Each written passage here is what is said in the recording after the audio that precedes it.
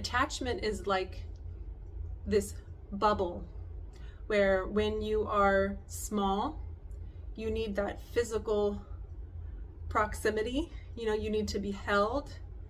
The older you get, the less physical closeness you might need, although you still need it. But the more of that psychological need that you have. So that way, even when you're far away, you're nowhere near your people, you can still feel them in your heart. You can still hear them in your head. Even after they've passed away, you can still feel them and hear them. Like, that's that kind of psychological and even spiritual attachment that humans are here for and we're capable of, and we absolutely need for our survival. If you're interested in attachment or how to raise a securely attached child, then I'm glad you're here. This is the video for you. Hi, my name is Melissa. I am a former therapist and a current stay-at-home mom, and I'm passionate about attachment and its connection to mental health, parenting, obviously, but also, maybe less obviously, its connection to spirituality and intentional living. So that's what I am talking about on my channel, and today we are getting into like kind of the basics about what is attachment. I feel like I need to take a deep breath because I've actually been trying to film this video all week long and it just wasn't happening. Either I wasn't able to really like wrap my brain around how I wanted to present the information, but also like my toddler didn't nap like 2 days out of this week. It was just not happening. So we'll see how this goes. When I really was thinking about how do I want to present this information, it's both in the like basics about what attachment is, but also like the deeper meanings behind attachment, like what we learn from attachment. What is nature trying to like prepare us for the rest of our lives, and how it's using your attachment relationships to get you there. So there's like layers to attachment, and I think it's really important that we understand what those are. Beyond just the feeling of fondness for your child, attachment is a primal instinct, like the drive to eat or explore your surroundings. It's this drive to be physically and emotionally close to the people who are responsible for your care, your primary attachment figures, your caregivers. That is the instinct inside of the child. The instinct is also inside of the caregiver. The instinct is to give this physical and psychological closeness. Another way that we talk about it in attachment language is with the acronym ARE. Are you accessible? Physically accessible and psychologically accessible? Are you responsive? And are you engaged? This accessibility, both physically, like if I need you to hug me, are you there? If I need you to see me in how I'm expressing myself, whether that's crying or expressing my delight, are you there to see it and engage with it and respond to it? Children need to be seen and they need to be known. The psychological closeness is you see me, you know me, and by me seeing that you see me, it lets me know that you care about me and that I am safe here, that I can relax, I can rest in myself, who I am as a person. Humans have a wide range of emotions, and very much so do our children. They come here on this planet with the need, the desire to fully express themselves.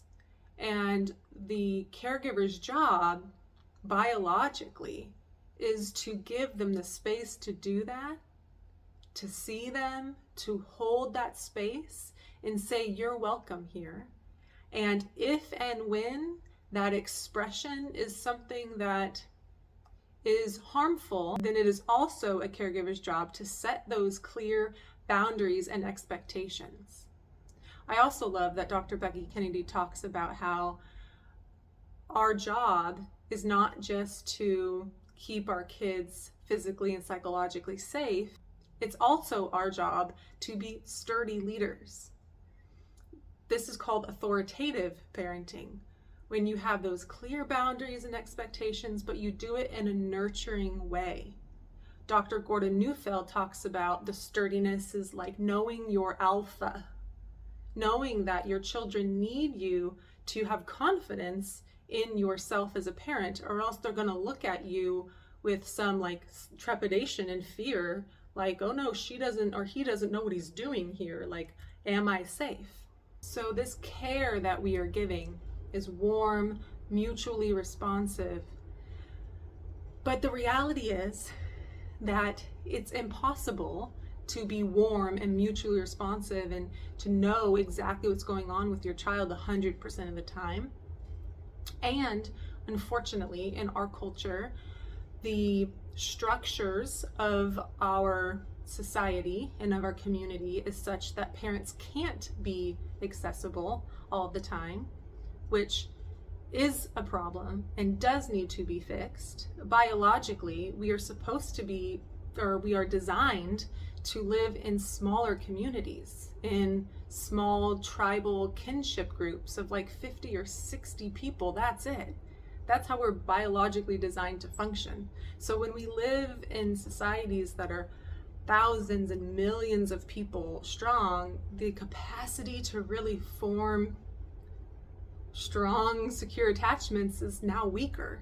So it's tricky, very tricky to do it in our society. So that's why the next thing that attachment makes room for and requires is so important, and that's repair. Biology knows you're not perfect and the world isn't perfect. So children don't need us to be accessible to them 100% of the time. They need us to be accessible to them about 40% of the time, meaning like fully engaged, fully responsive, fully available. That other 60% of the time, it doesn't mean that you don't need to be there and accessible 60% of the time. That's not quite it. It's that other 60% of the time that you try with like a sincere effort to repair what has occurred. Because when you think of, okay, the word attachment, right? The word attachment means to bring together. When there is this moment where I am not warm, maybe I don't see you, I don't know what's going on with you, I can't tell, or I'm not able to because I'm overwhelmed and so I'm just like frazzled and blah, like what happens? There's like a separation, there's a tear, and it needs repair. There's two of you, you need to be paired back together. That's what attachment is.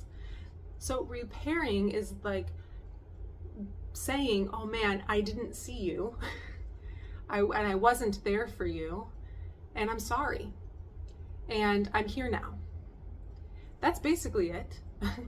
There's different ways of saying it and different ways of doing it, of course, because it depends on the situation and the developmental, appropriateness of your child, but that's essentially it.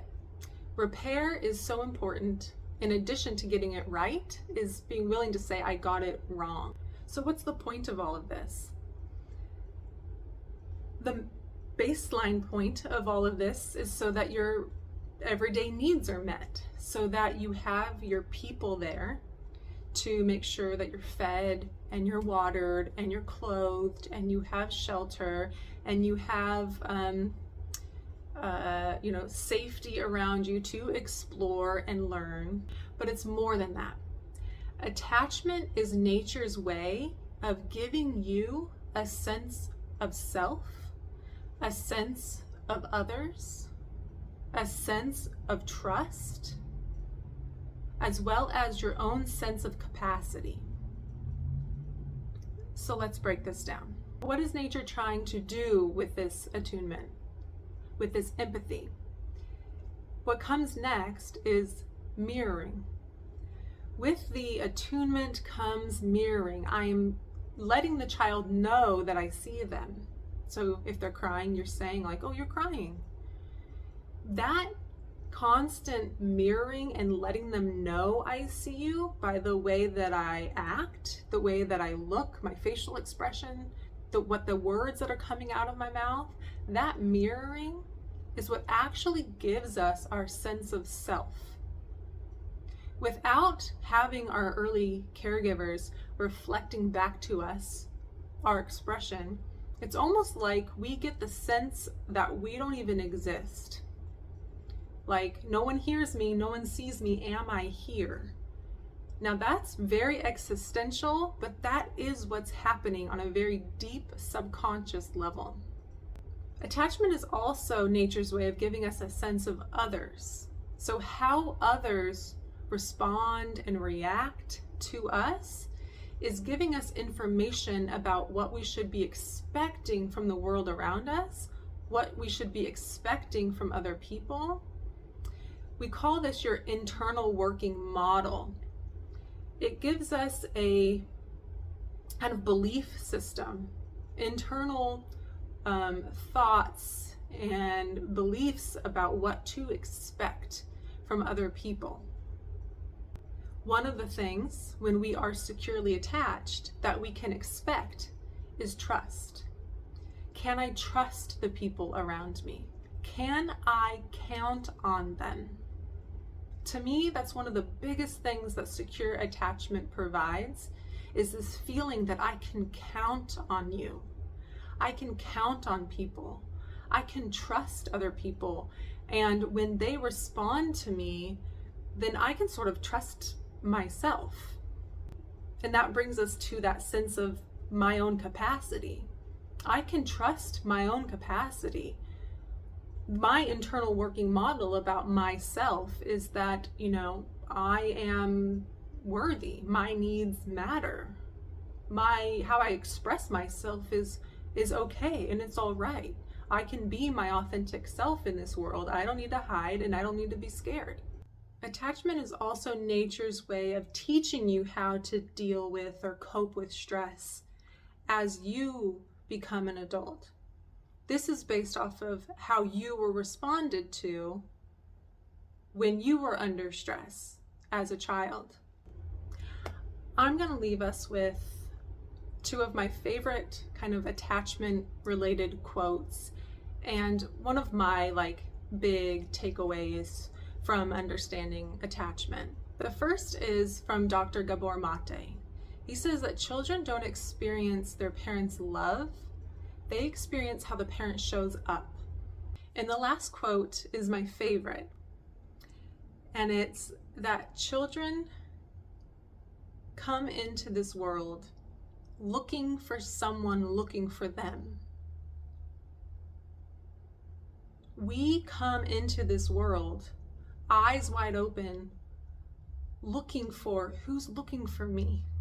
We need each other to see ourselves, to feel safe, to go out and explore the world, to get our basic, food, water, shelter needs met.